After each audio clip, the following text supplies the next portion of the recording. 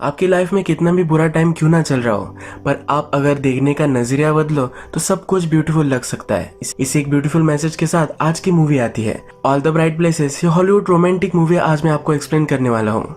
ये मूवी इसी नाम के नॉवेल पर बेस्ड है। इस मूवी को बहुत ही ब्यूटीफुली शॉट किया गया है। इस मूवी की म्यूजिक डायलॉग्स बहुत ही बेस्ट है।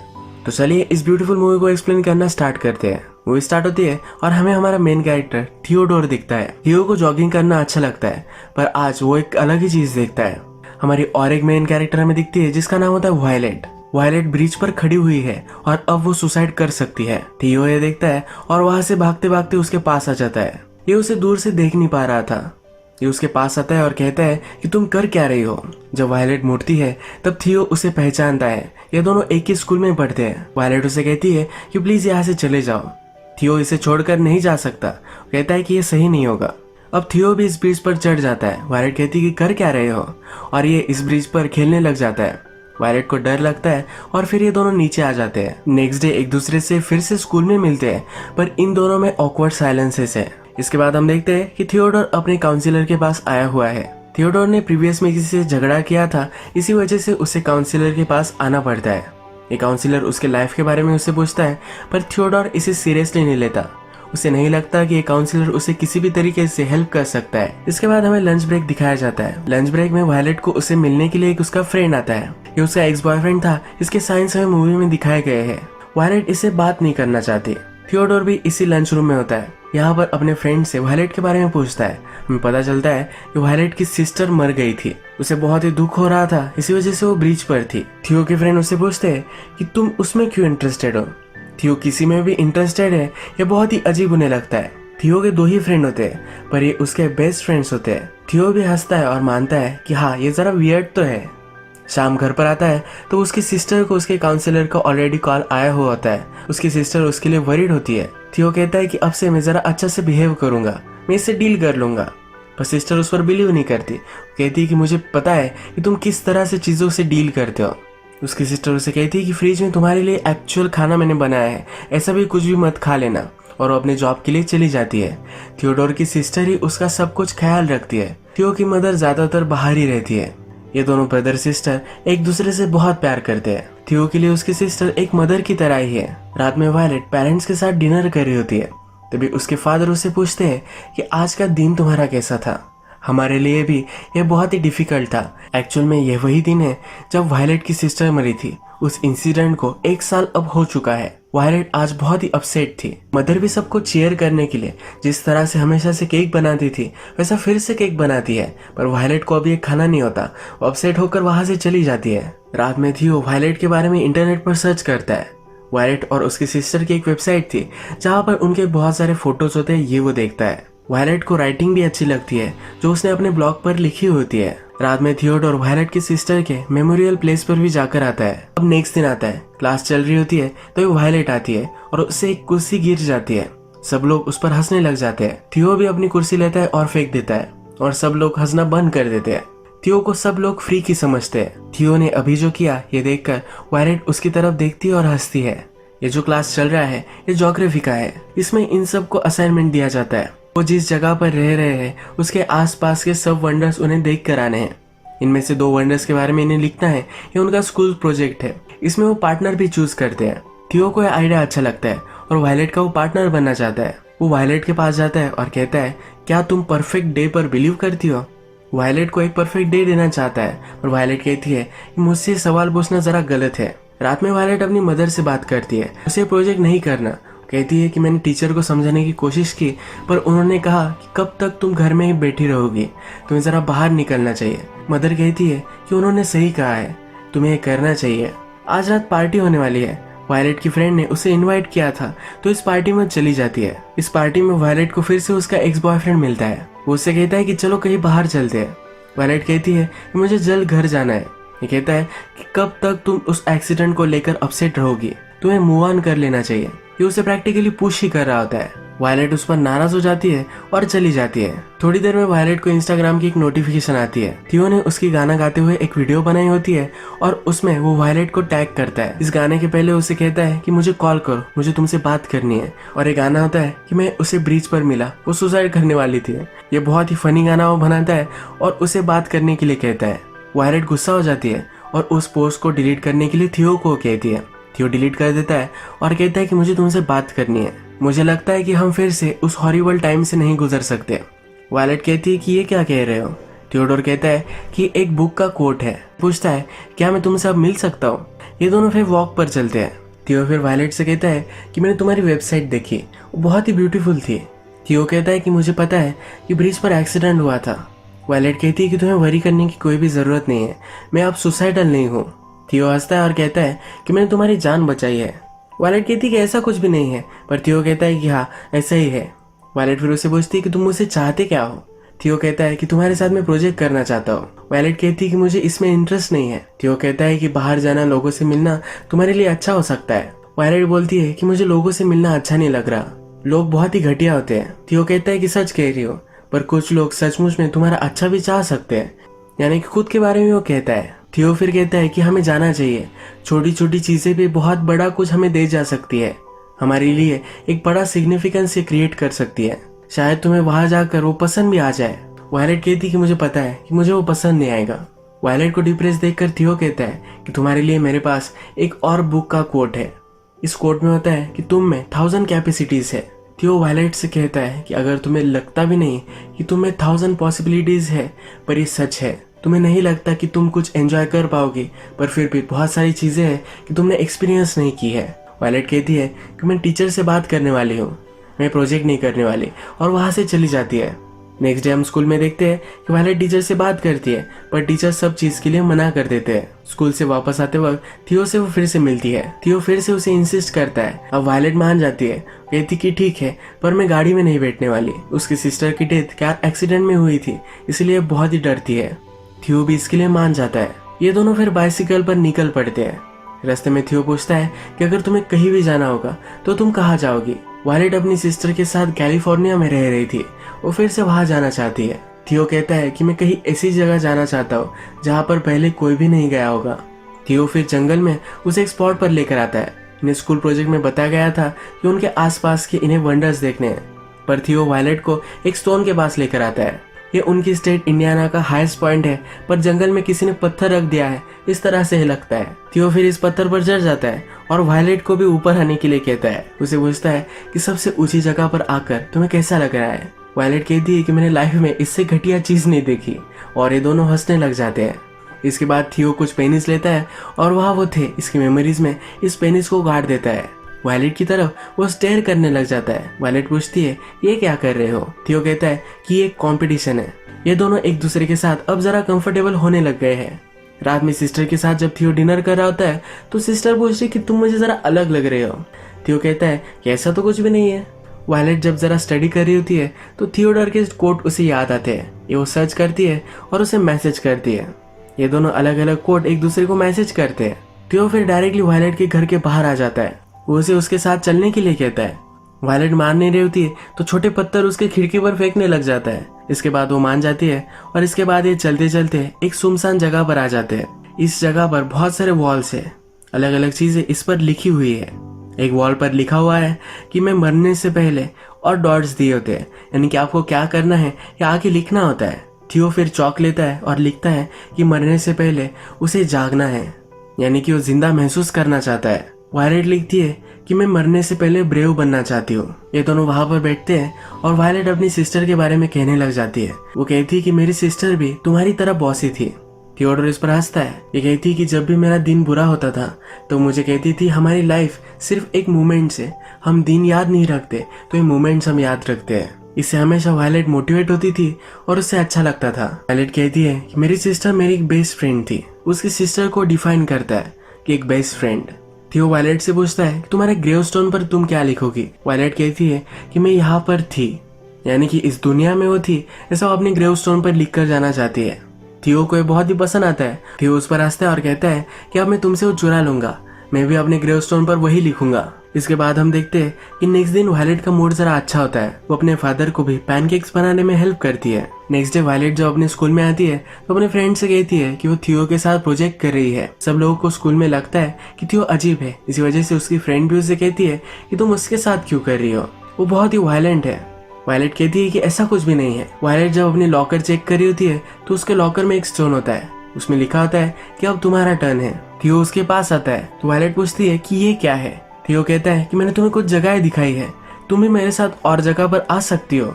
वायलेट कहती है कि मैंने तुम्हें कहा था कि हम सिर्फ 2 ही जगह देखेंगे। वायलेट यहाँ पर रिजर्व बातें कर रही है तो थियोडोर कहता है कि तुम ऐसा क्यों कर रही हो, तुम जैसा हमेशा मुझसे बात करती हो वैसा क्यों नहीं कर रही। यहाँ पर वायलेट का एक्स बॉयफ्रेंड आ जाता है और कहता है कि इसके साथ तुम क्यों हो। थियो भी यही है तो इन दोनों में झगड़ा होने वाला था, पर थियो अपने आप को रोक लेता है। इसके बाद थियो काउंसिलर के पास हमें दिखाया गया है। काउंसिलर से फिर से पूछता है कि तुम्हारी लाइफ कैसी चल रही है। थियो अपने काउंसिलर से अभी भी बात नहीं कर रहा। काउंसिलर थियो को अपसेट देखकर कहता है कि ग्रुप है जहाँ पर तुम जा सकते हो, वहां पर तुम कुछ भी बोलो तो सब चीजें प्राइवेट रहेगी। इसके बाद हम देखते हैं कि थियो रात में वायलेट के घर के बाहर आता है, वहीं पर वो सो जाता है। सुबह वायलेट के फादर देखते हैं तो उन्हें बहुत ही अजीब लगता है।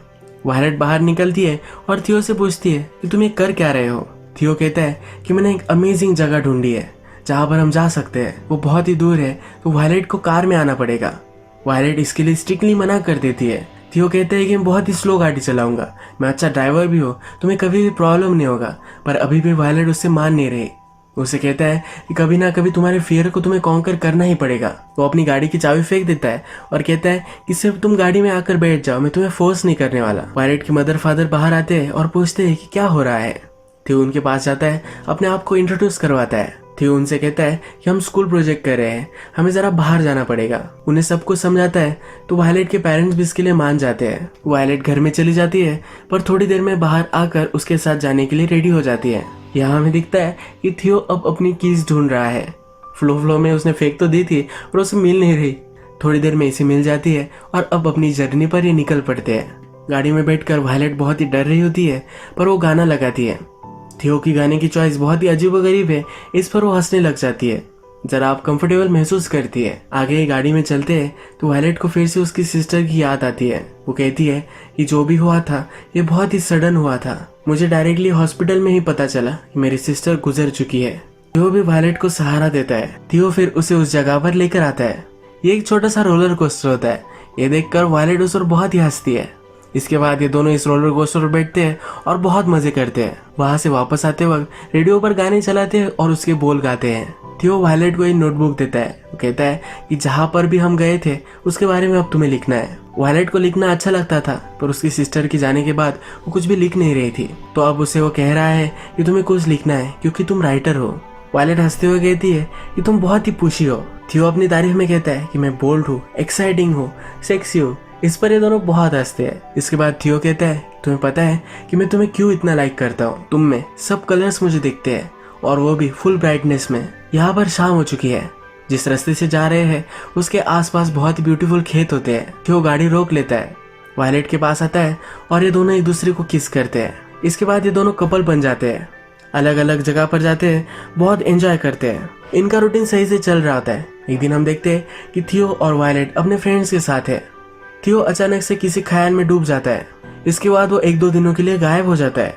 थियो के फ्रेंड से वायलेट पूछती है कि इसने ऐसा क्यों किया है, वो मेरे टेक्स्ट मैसेजेस वगैरह भी रिप्लाई नहीं कर रहा। के फ्रेंड कहते हैं कि कभी कभी थियो ऐसा करता है, उसे कुछ स्पेस चाहिए होता है, इसीलिए 1-2 दिनों के लिए वो गायब हो जाता है, पर हमेशा वो वापस आता है।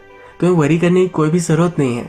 2 दिनों बाद अचानक से वायलेट के घर पर थियो उसके पेरेंट्स से बात करने लग जाता है। वायलेट उस पर बहुत ही नाराज है पर थियो उसे डायरेक्टली बाहर लेकर आता है। उसे कहता है कि मुझे तुम्हें कुछ दिखाना है। वायलेट को मनाने के लिए उसने बहुत सारे फ्लावर्स लाए हुए होते हैं। वायलेट भी देखती है, स्माइल करती है और वो अब थियो के साथ जाने के लिए मान जाती है। थियो उसे एक ब्यूटीफुल लेक के पास लेकर आता है। थियो वायलेट से कहता है कि लोग समझते हैं कि अगर इस लेक में कोई नीचे तक गया तो अलग वर्ल्ड में पहुंच सकता है। थियो अपने कपड़े निकालता है और स्विमिंग करने के लिए जाना चाहता है। वायलेट को कहता है कि तुम्हें भी आना चाहिए। थियो कहता है कि तुम डर क्यों रही हो। वायलेट कहती है कि मरने से मैं डर रही हूँ। थियो कहता है कि मुझे पता है कि ये सच नहीं है। वायलेट से पूछता है कि लाइफ में सबसे ज्यादा किस चीज से तुम डरती हो। वायलेट कहती है कि मैं डरती हूँ कि मैं सही से जी नहीं पाऊंगी। थियो कहता है कि यही तुम्हारा चांस है। इसके बाद ये दोनों एक दूसरे को किस करते हैं और इस लेक में कूद जाते हैं। ये पानी बहुत ही ठंडा होता है तो थोड़ा सा रिग्रेट भी करते हैं। बाहर निकलने के बाद वायलेट पूछती है कि तुम किस चीज से सबसे डरते हो। थियो कहता है कि मेरी सिस्टर को लूज करने से मैं बहुत डरता हूँ। क्योंकि उसकी लाइफ में उसकी सिस्टर बहुत ही इंपॉर्टेंट है। थियो फिर से लेक के वाटर में देखना चाहता है तो कूद जाता है। थोड़ी देर तक वो बाहर नहीं निकलता तो वायलेट बहुत ही डर जाती है, वो भी कूद जाती है। उसे ढूंढने की बहुत कोशिश करती है पर ढूंढ नहीं पाती। वो ऊपर आती है तो थोड़ी देर में अचानक से थियो भी बाहर आ जाता है।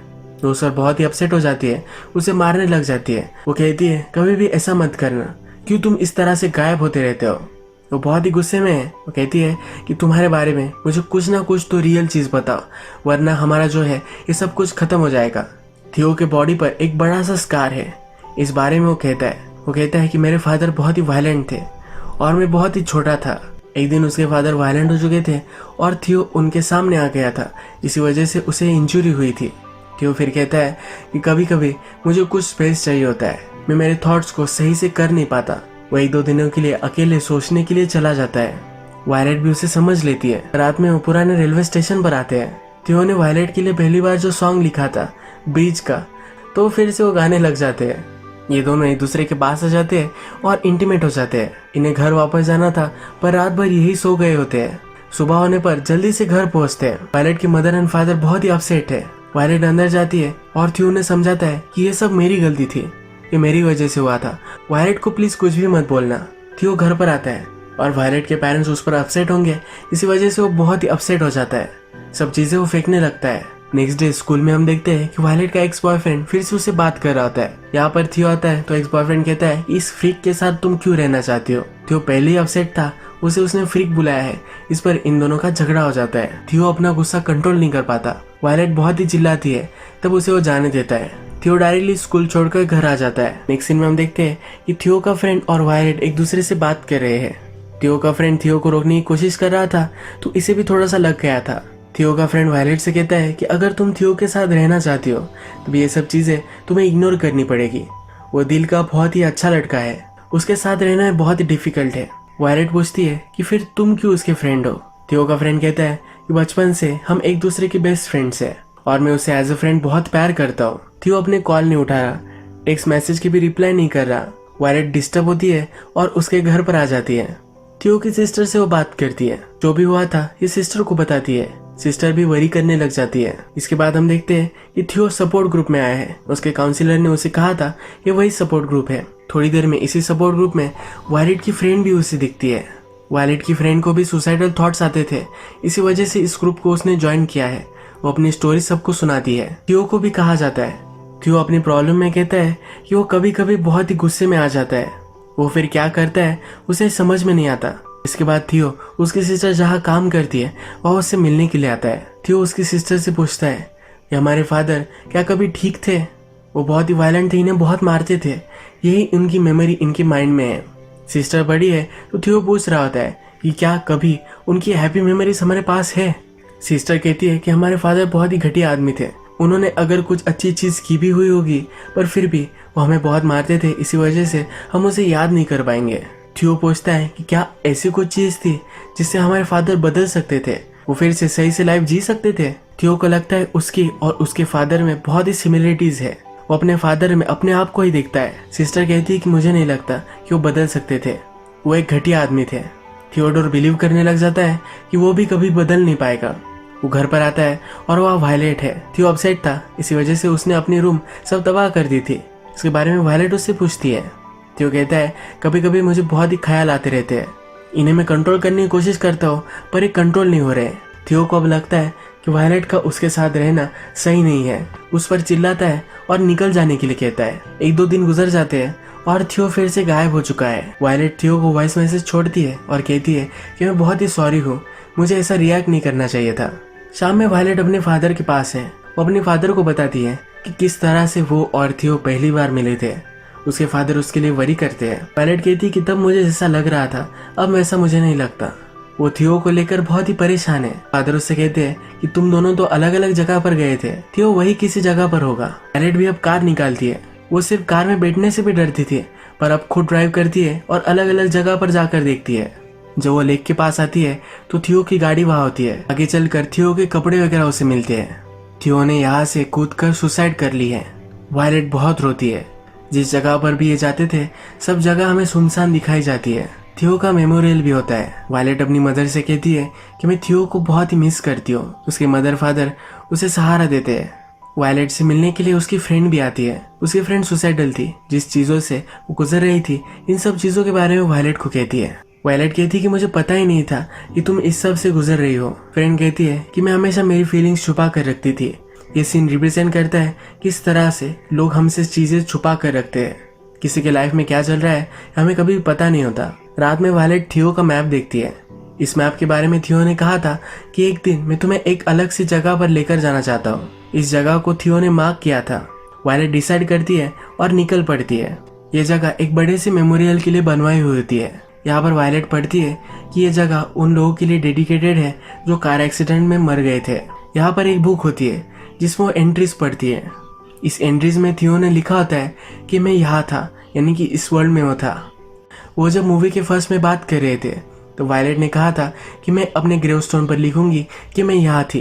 थियो ने कहा था ये लाइन मैं तुमसे चुरा लूंगा, और यही उसने किया है। अब नेक्स्ट सीन में हम देखते हैं कि स्कूल प्रोजेक्ट जो था इसके बारे में उन्हें लिखने के लिए कहा गया था। वायलेट ने जो सब लिखा है ये सब क्लास को सुना रही है। ये कहती है कि मैं चीजों के बारे में वरी करती थी पर वो मीनिंगलेस था।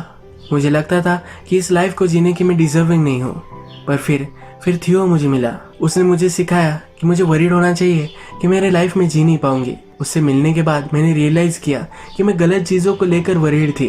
थियो ने मुझे सही से जीना कैसे है ये सिखाया। उसने मुझे अलग अलग जगह पर जाना सिखाया।